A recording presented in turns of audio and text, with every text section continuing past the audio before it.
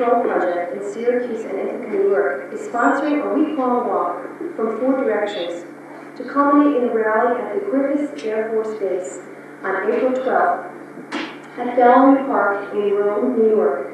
Excuse me, that will be noon on April 12th. And this is being organized by Peacework. And the person you can contact on that is Linda Finley. The phone number is 607-273-7108.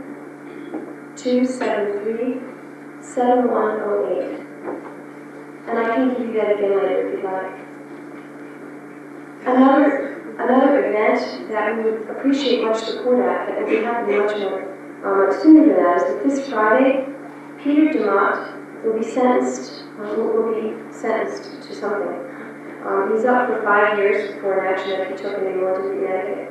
And anyone who's interested in going to support him, please see either John Bach or Tom Reed.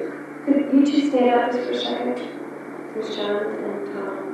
And I think that we here tonight have been supporting the defendants who are on trial here. And I think that, from what I understand, he's not particularly supported because he is facing his trials alone. The next thing I'd like to do is thank very much the people here at the University. We were very glad to hear from Jack Evans and his thoughts on why he was happy to have us here. But I think that we need to take an opportunity to really thank everyone from the president, to the people who work in the cafeteria, to the wonderful man, if you haven't met him yet, who is the kindergarten outside, and all people, the students who, even though they might not, and all people, who even though they might not agree with us, have opened their homes to us very graciously the past 7 months. So let's have a big round of applause.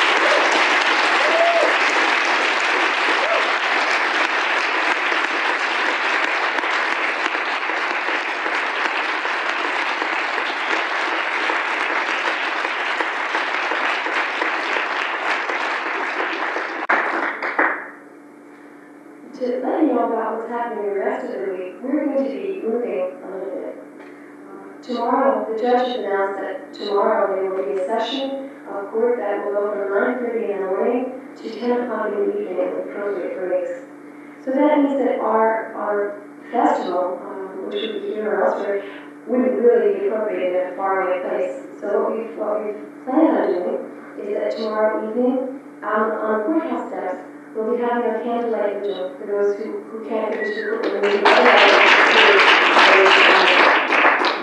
I'd like to take this special time to say that those of you who have friends who you'd like to share this with, tomorrow will be a really good opportunity to do that. The courtroom should be open all day long to anyone who'd like to come in and observe. And from what I understand, there were even seats available at certain times today, and that some people didn't even have to stand in line. And I think that now that the trial is actually underway, we need to phone our friends and really tell them that if they don't come quickly, it may go very, very soon.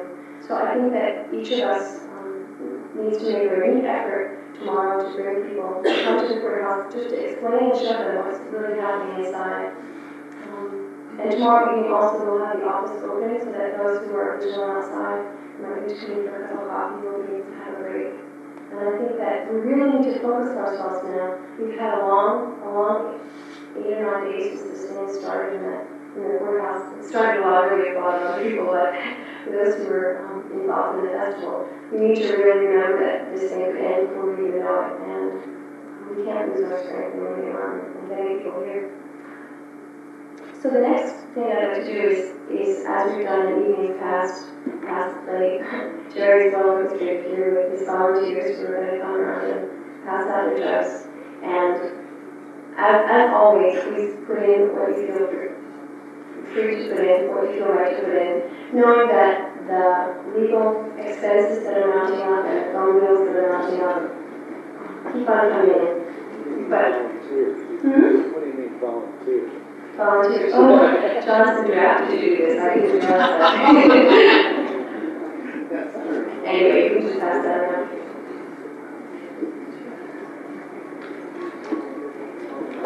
If you could also listen up, we have 2 other announcements, both announcements about housing and Jerry and Elmer Maas about transportation, and maybe they can come down here and speak online.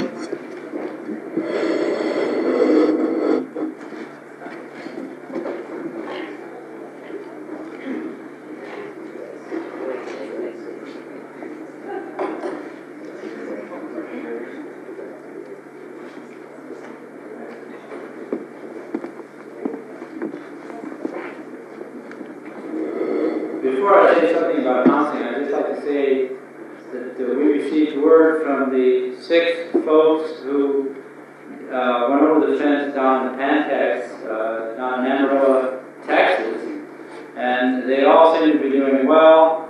2 of our brothers are still in solitary confinement and maximum security because the local officials think that they're not cooperating, but they're all cooperating in the same way.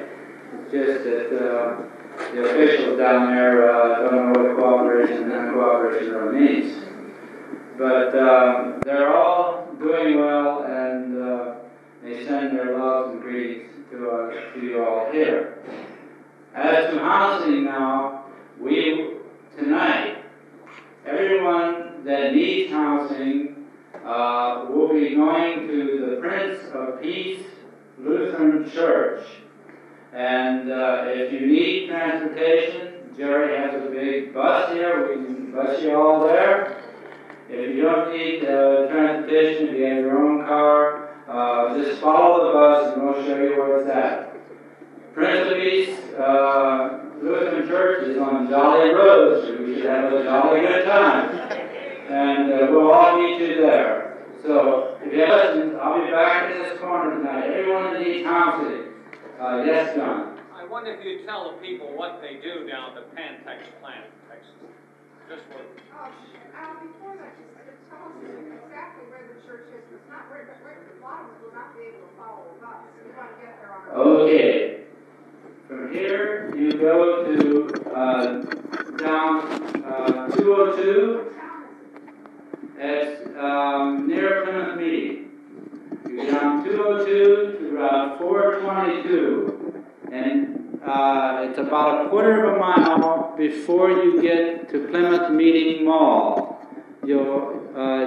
There's a housing project called Plymouth Rock Apartments on the right, and on the left is Jolly Road. And you turn left on Jolly Road, and it's just maybe 100 to a couple of 100 feet, and it's on the left, and it's just a small building right across from I think it's an elementary school. As you're going towards Plymouth Meeting, right? It's about a quarter of a mile from the mall. It's just before you get to where Sandy Hill Road comes into 422. And it's called Jolly Road. Okay, Pantex is the final assembly plant for all the nuclear bombs that are being built today. Everything comes in from Rocky Flats, the Traegers come in, from Oak Ridge, from all the other places, and the final assembly is what happens at Pantex and near Amarillo, about 17 miles from Amarillo, Texas.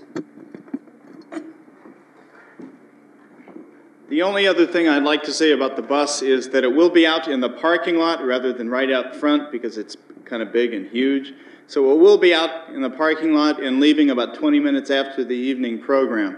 Also, that bus will be going to, what was the name of that church? I forgot.